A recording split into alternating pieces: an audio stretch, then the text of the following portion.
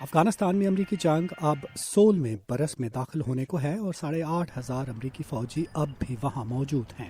افغانستان کے وزیر خارجہ صلاح الدین ربانی جو ان دنوں امریکہ کے دورے پر ہیں، ٹرمپ انتظامیہ پر زور دے رہے ہیں کہ وہ اس تعداد میں اضافہ کرے تاکہ ان کے ملک میں استحکام لایا جا سکے۔ تاہم انہوں نے یہ انکشاف بھی کیا کہ روس افغان مسئلے پر بات چیت کے لیے 12 ممالک کی ایک کانفرنس منعقد کرنے کا منصوبہ بنا رہا ہے۔ روس کی افغانستان میں دلچسپی کی ایک وجہ اسلامی انتہا پسندی ہے۔ اگر وہ افغانستان کے مسئلے کے حل کی کوششوں میں شامل ہونا چاہتے تو یہ روس کے لیے اہم ہے، کیونکہ افغانستان نہ صرف سینٹرل ایشیائی ممالک کے قریب ہے بلکہ روس کے بھی۔ اسی لیے تو 2001 میں روس افغانستان میں طالبان کی شکست کا حامی تھا، کیونکہ چچنیا میں بہت سے عسکریت پسند اسی خطے سے آ رہے تھے۔ روس افغانستان میں امن کا خواہاں ہے اور میرا خیال ہے کہ وہ اس کی معاشی بحالی کا حصہ بھی بننا چاہے گا۔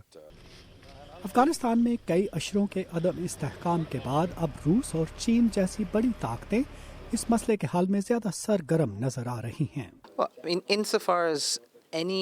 جہاں تک افغانستان کے معاملے پر خطے میں اثر و رسوخ رکھنے والی طاقتوں کی کوششوں میں ہم آہنگی کی ضرورت ہے تو اس کی قدر و قیمت سے انکار نہیں کیا جا سکتا۔ اگر افغان حل کے لیے کسی حتمی معاہدے پر اتفاق ہو جاتا ہے تو واضح طور پر چین کا پاکستان پر کچھ اثر و رسوخ ہے اور اس کے طالبان سے بھی روابط ہیں، اور روس کے شمالی اتحاد کے ساتھ پرانے تعلقات ہیں، یہاں تک کہ اگر ان کے مفادات میں ایک منصفانہ ہم آہنگی پیدا ہو سکے تو اس کا فائدہ ہو سکتا ہے۔ حالیہ چند برسوں میں چین بھی افغانستان میں اثر و رسوخ اور امن کی کوششوں میں سرگرم ہے اور وہ پاکستان، طالبان اور افغان رہنماؤں کے ساتھ روابط میں ہے۔